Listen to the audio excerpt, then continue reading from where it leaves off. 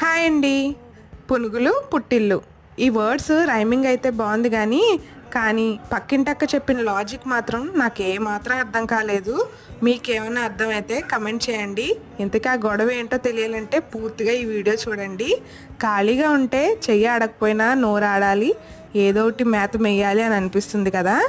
అలాగే అనిపించి పొద్దున్న ఆడిన పిండి ఉంది, మంచిగా ఫర్మెంటేషన్ అయింది కదా అని పునుగులు అయితే వేసుకున్నాము. పునుగులు అయితే చక్కగా బాగానే వచ్చినాయి, కాకపోతే నూనె కూడా బాగా పీల్చేసినాయి అనమాట. ఎందుకా అని ఆలోచిస్తున్నాను. పోన్లే పక్కింటక్క ఉంది కదా, 4 పునుగులు ఎడదామని తీసుకెళ్ళి పెట్టాను.